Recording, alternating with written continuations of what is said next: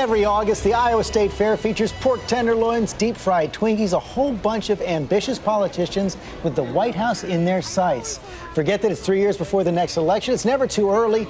Presidential hopefuls are out in force across the Hawkeye State this weekend. John Carl is there for us this morning. Good morning, John.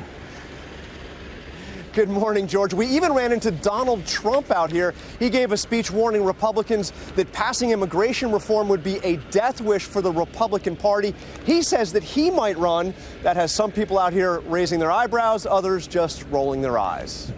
First of all, could you be taken seriously as a presidential candidate? Well, I think that I've built a great company. I know that I've built a great company with a tremendous net worth and beaten a lot of people that are very smart, and that's really what the country needs. What do you say to those who say that a possible Trump candidacy is a joke, that this is a publicity stunt, this is a way to get more attention for yourself? Well, interestingly, I filed applications last time, and I actually filed my net worth because I'm a private person, so nobody knows, and people were really shocked at the number, and now the number's a lot bigger than it was. How strong the company is, how much cash, the whole thing. I mean, it's a beautiful company. It's a company like this country should look. So what is the number? What are you worth now? Probably over $10 billion. And if you were to run for president, how much would you be willing to spend on your campaign? Well, if I made a decision, I'd spend a lot. But a modern presidential campaign can be, $500 million more. It can be, or more. Yeah, no, I'd be willing to spend that kind of money. If I did it, I'd spend whatever it took. I want to get your assessment on the field. Okay. Would you just give me kind of the first word that pops to mind? All right. Marco Rubio. They're going to do it. Immigration. Rand Paul. It's a violation. Interesting. Paul Ryan. Well, I really like him a lot, but you really have to look at what he says about the Social Security and the Medicare, Medicaid. It's a tough road he's got to hoe, in my opinion, but I do like. So let's say Medicare. Medicare. Chris Christie. Well, wonderful person. He's a wonderful guy. Ted Cruz. Obamacare. He really is fighting on trying to stop this absolute disaster for the United States called Obamacare. Donald Trump. Smart. You've said a lot of things over the years that people say just make you not serious. I mean, one of the big things is on the birth certificate. So what I'd like to do... Why does that make me not serious? I mean, I think that resonated with a lot of people. But you don't still question that he was born in the United States, do you? I have no idea. Even at this point? Well, I don't know. Was it a birth certificate? You tell me. Some people say that was not his birth certificate. I'm saying I don't know. Nobody knows. And you don't know either, Jonathan. You're a smart guy. You don't know either. I'm pretty convinced he was born pretty. in the United States. Pretty. No, you said totally, pretty. Jonathan, without question, that he was born in the United States. Jonathan, you said you're pretty convinced.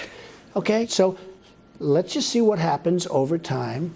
But it's not my issue, Jonathan. Okay, let me ask you something else. My issue right now is much different. Wait a minute. My issue is economic. Our country is being ripped apart by China and many other countries. That's my issue. But on this issue, people think you just said you're pretty sure, and if you're pretty sure, that's not acceptable because, you can't be pretty sure. You have to be 100%. I'm sure. I'm 100% sure. I don't think you are. Well, let me ask you this. Ted Cruz, born in Canada. Yeah.